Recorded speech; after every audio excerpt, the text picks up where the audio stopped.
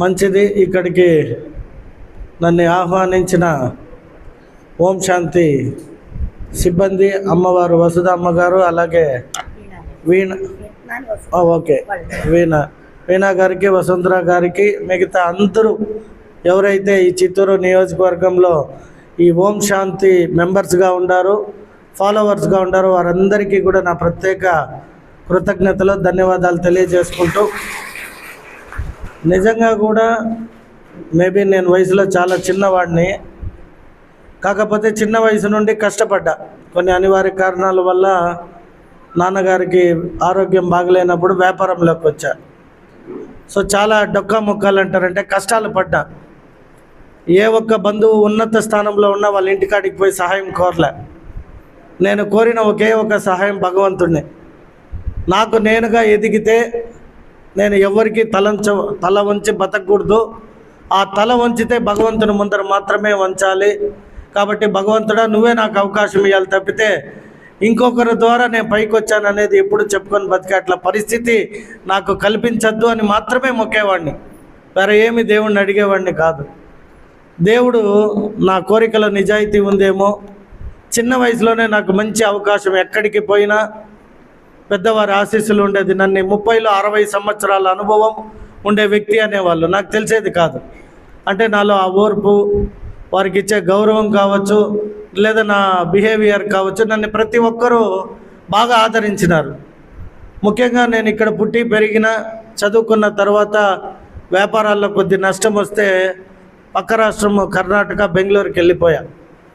అక్కడ కూడా మనం పోతే చిత్తూరు వాళ్ళు ఎక్కువ ఉన్న ఒక ప్రాంతం ఉండింది. కత్తిరికుప్ప, ఇట్టిమడుగు, శ్రీనగర్ ఇట్లా చెప్పుకునేవాళ్ళు. అక్కడ కూడా నాకు చిత్తూరులో ఉన్న భావన కలిగేది. ప్రతి ఒక్కడు ఏరా మచ్చా ఎప్పుడు వస్తువి ఏమి ఈ విధమైన లాంగ్వేజ్ ఇట్లా మాట్లాడుతూ ఉంటే ఇంకా చిత్తూరులో ఉంటే ఒకటే, బెంగళూరులో ఉంటే ఒకటే కదా అని అక్కడ కూడా వద్దని చెప్పి వైట్ ఫీల్డ్ అనే ఒక ఏరియా ఉన్నింది, అక్కడికి వచ్చేసా. ఎవరు లేదు అక్కడ, మన చిత్తూరు వాళ్ళు చాలా తక్కువ, నేను ఎవరికి తెలియకూడదు, కష్టపడాలి అని వచ్చేసా. ఎన్నో సంవత్సరాలుగా బాబా గుడి, అక్కడ షిరిడి సాయిబాబాది, సత్యసాయిబాబాది ఆశ్రమం ఉండేది, కాడుగుడి అని. లోపలికి వెళ్ళాలి అనుకునేవాడిని, వెళ్ళేవాడిని కాదు. ఎందుకు చెప్తానంటే చిత్తూరులో కూడా ఇట్లా ఎన్నోసార్లు పోతూ వస్తూ ఆర్చ్ చూసా. నాకు కూడా అనిపించింది ఎప్పుడైనా ఒకరోజు పోవాలి, కలవాలి, మాట్లాడాలి అని ఉంటుంది. అది సమయం వస్తే కానీ అక్కడికి పోలేము. బెంగళూరు, చిత్తూరు 100 సార్లు తిరుగుంటా. అక్కడ రమణ మహర్షి ఆశ్రమం ఏదో ఉంది, రోడ్డు పైన గుడి ఉంది. ఆ రోడ్డు కొట్టేటప్పుడు అక్క పక్కన వాళ్ళు పిలిస్తే తప్పితే ఆ గుడిలోకి పోయే భాగ్యం కలగలే. 100 సంవత్సరాలు ఆ రోడ్లోనే తిరిగిన. ఈ మాట ఎందుకు చెప్తానంటే ఏ జన్మలోనో పుణ్యం వాళ్ళు 10 మందికి మంచి చేయడానికంటే, ఇప్పుడు ఆమె డాక్టరే అవసరంలే నన్ను అడిగితే, ఆరోగ్యంగా ఉంది, ఇంకా ఆరోగ్యంగా ఉంటుంది. ఇప్పుడు మాలాంటి వాళ్ళకి ఆరోగ్యం లేదు. అది ఫుడ్ కావచ్చు, ఇప్పుడున్న వాతావరణం కావచ్చు, అప్పుడు మీరు చెప్పినట్టు మొబైల్ లేదు. ఇప్పుడు మొబైల్ రాత్రంతా ఏమైపోతుందో, ఏం జరిగిపోతుందో, పక్క రాష్ట్రంలో ఏం జరుగుతుంది, మన రాష్ట్రంలో ఏం జరుగుతుంది, నియోజకవర్గంలో ఏం జరుగుతుంది అనే ఆ ఇంట్రెస్ట్ అప్పుడే అక్క చెప్పినట్టు ఇట్లంటానే ఉంటాయి, వస్తూనే ఉంటాయి. చూసింది మళ్ళీ చూడాలి. టైం చూస్తే 12 అవుతా ఉంది.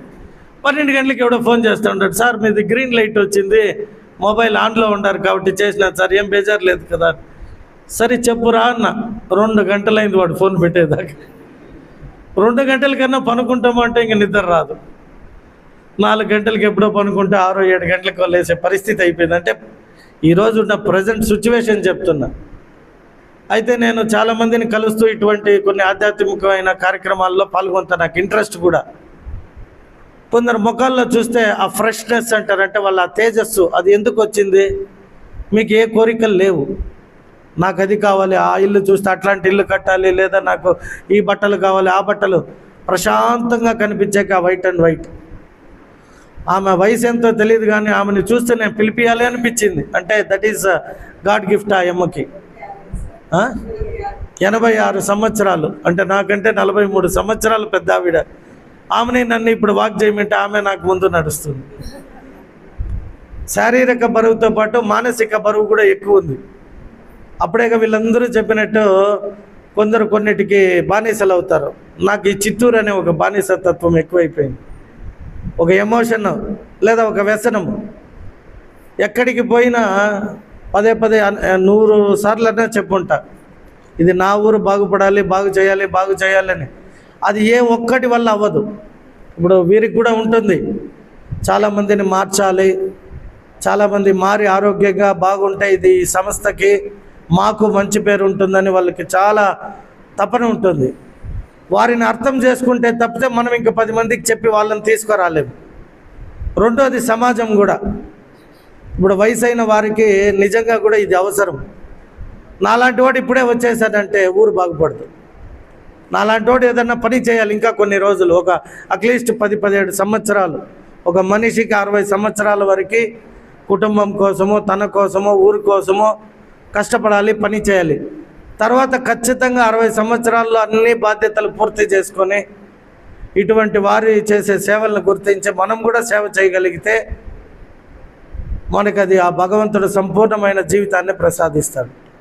కాబట్టి నిజంగా కూడా ఇక్కడికి వచ్చిన తర్వాత ఆ లింగాలు, ఇక్కడ ఉన్న ఈ ఒక ఆ బొమ్మల్లో ఆ సందేశాన్ని చక్కగా ఏర్పాటు చేసి చూడంగానే దానికి మీనింగ్ వచ్చే విధంగా చేస్తున్నారమ్మా. ఖచ్చితంగా భగవంతుడు మీకు మంచి ఆయుష్ ఇచ్చి ఈ చిత్తూరులో కూడా ఆరోగ్యవంతమైన చిత్తూరుగా, ఆరోగ్యవంతులుగా తయారు చేసే బాధ్యతని ఆ భగవంతుడు మీకు ఇచ్చాడు. కాబట్టి మేము కూడా ఆ భగవంతుడిని ఎప్పుడైనా మిమ్మల్ని ఆరోగ్యంగా ఉంచమని కోరుకుంటాము.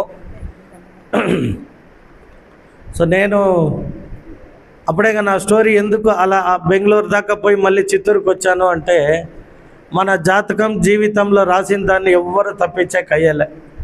నేను కూడా చాలామందిని చూసి పెరిగిన వాడినే. రాజకీయాల్లోనూ చాలామందిని చూసి కొన్ని నేర్చుకున్నా, వ్యాపార పరంగా కూడా కొందరిని చూసి నేర్చుకున్నా. ఆధ్యాత్మికమైన గురువులు ఇప్పుడు అప్పుడే చెప్పినట్టు నాకు రవిశంకర్ గురూజీ ఆశ్రమంతో కొద్ది చిన్న పరిచయం. అప్పుడే చెప్పినట్టు స్టార్టింగ్ అక్కడికి వెళ్ళా కదా, అక్కడ నేను చిన్న ఇటువంటి కాంక్రీట్ స్లాబ్స్ వేసేకి మేస్త్రిని. ఆ లివింగ్ ఆర్ట్కి కాంక్రీట్ వేసేకి పోయినప్పుడు తమాషగా అక్కడ ఉన్న వారిని అడిగేవాడిని, అన్న ఇక్కడంతా ల్యాండ్స్ ఎంత వాల్యూ ఉంది అని. ఇట్లా అన్నాడు వాడు. అక్కడ అంటే చదువుకు రాదు కాబట్టి వాడు ఇట్లా అన్నాడు, ఏమరా 1 2 3 3000 300 3 లక్షల 3 కోట్ల నాకు అర్థం కాలే. అన్న ఎంత ఇట్టంటే అన్న 3 లక్షలు అన్నాడు. 3 లక్షల రూపాయలు అన్నాము ఆ రోజు, అంటే 2002. మొన్న మా ముఖ్యమంత్రి గారు హెలిప్యాడ్లో పోయి అక్కడ ల్యాండ్ అయ్యాక ఆశ్రమాన్ని ఆ గూగుల్ విజన్ ఆ వీడియోస్ అంతా చూపిస్తూ ఉంటే అక్కడ ఒక స్థలం కనిపిస్తుంది. ఆ వర్క్ చేసింది నాకు గుర్తుకొచ్చింది, ఆ పని చేసిన వ్యక్తిని నేను. అప్పుడు నేను రవిశంకర్ గురూజీని ఫ్రీక్వెంట్గా చూసేవాడిని.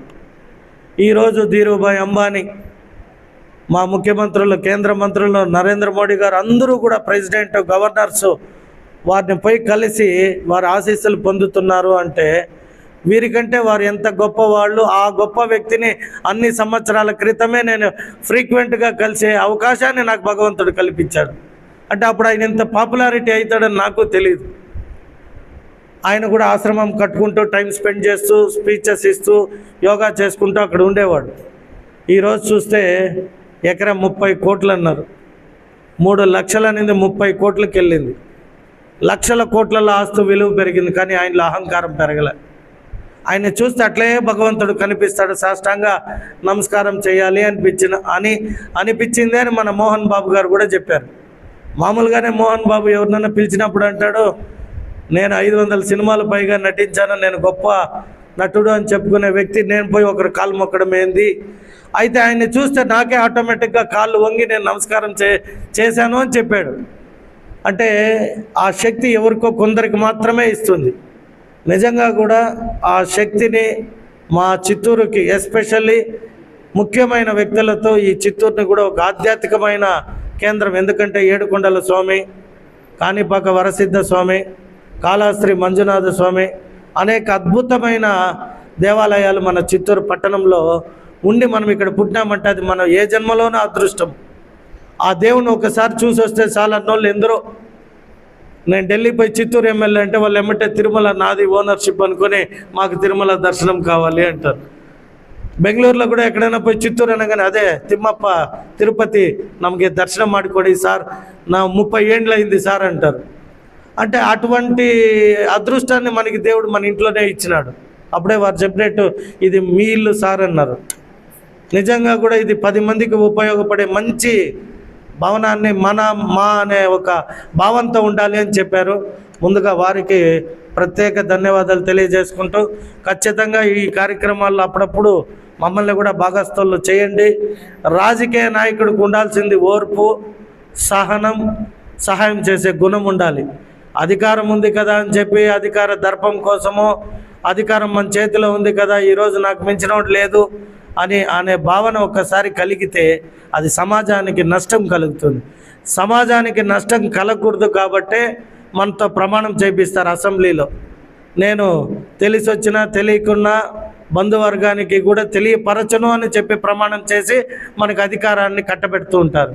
కాబట్టి నేను ఎప్పుడు కూడా అమ్మ మీరు ఎనీ టైం మంచి పని చేసేకి నన్ను ఆహ్వానించండి, ఖచ్చితంగా వచ్చి మీతో పాల్గొంటానని తెలియజేసుకుంటూ, మా చిత్తూరు ప్రజలు ఖచ్చితంగా ఇటువంటి ఒక మంచి స్థలానికి వచ్చి వారు కొద్ది టైం కేటాయించి వారి ఆరోగ్యాన్ని కాపాడుకొని